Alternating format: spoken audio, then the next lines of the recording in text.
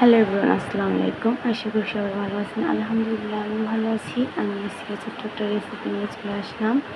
আর এটা হচ্ছে বেগুন শুটকির রেসিপি। এই রেসিপিটা জানি না কে খায় বা না খায় জানি না, কিন্তু আমি এটা নিজের মতো করে রান্না করি আর এভাবে রান্না করলে বেশ ভালো লাগে।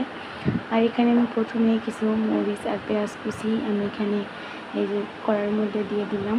এখন এগুলোকে আমি একটু তেল দিয়ে ভেজে নেব।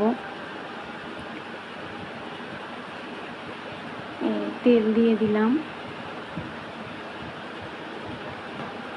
তেল দিয়ে এখন একটু নেড়ে চেড়ে হালকা আছে মরিচ আর পেঁয়াজটাকে একটু হালকা ভাজা হলে আমি এখানে দিয়ে দেবো। আমি আগে থেকে দেখছিলাম তো আমি এখানে শুটকি ধুয়ে রেখেছিলাম। এই শুটকিগুলো আমি এখন দিয়ে দেবো। শুটকিগুলো দিয়ে দেবো কারণ হচ্ছে পেঁয়াজ মরিচের সাথে শুটকিটাও ভাজা হবে এতে করে।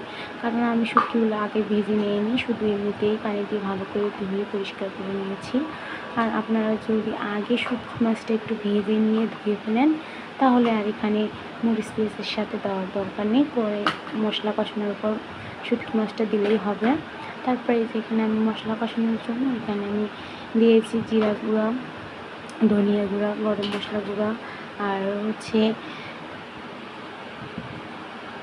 হলুদ গুঁড়ো আর মরিচের গুঁড়ো দিয়ে আমি এখন থেকে ভালো করে একটু নেড়ে চেড়ে কষিয়ে নেব। আর একটু পানি দিয়েছি। দেখুন সুন্দর মতো কষানো হয়ে গেছে আর কত সুন্দর একটা কালার উঠে এসেছে। আর এখন আমি দিয়ে দেবো ধুয়ে রাখা বেগুনগুলো একদম আমি একটু হালকা চিকন করে কেটেছি যাতে করে বেগুনটা একদম ভেঙে না যায়। সিদ্ধ হবে কিন্তু বেগুনটা একটু আস্তে আস্তে যেন থাকে, তাহলে খেতে বেশ ভালো লাগবে। আর সবাই চেষ্টা করবেন এই বেগুনটা না, কালো বেগুনটা দিয়ে এই রেসিপিটা রান্না করার জন্য। কারণ কালো বেগুনটা একদম সুন্দরভাবে সিদ্ধও হয়, আবার একটু শক্ত শক্ত থাকে আর এতে বেশ ভালো লাগে। আর এই বেগুনটা একটু ভেঙে ভেঙে যায়, যার কারণে একটু কম স্বাদ লাগে। আর আমার এটা ছিল বাসায় আনা, তাই আমি এটা দিয়ে করেছি। এই যে দেখেন কিছুক্ষণ পর আমি ঢাকনা দিয়ে রেখে দিয়েছিলাম। এরপরে এই যে এখানে বেগুনের মধ্যে একটু হালকা পানি দিয়েছিলাম আর এর পানি বের হয়েছিল, যেটা আমি ভিডিও করা হয়নি, স্কিপ হয়ে গেছে।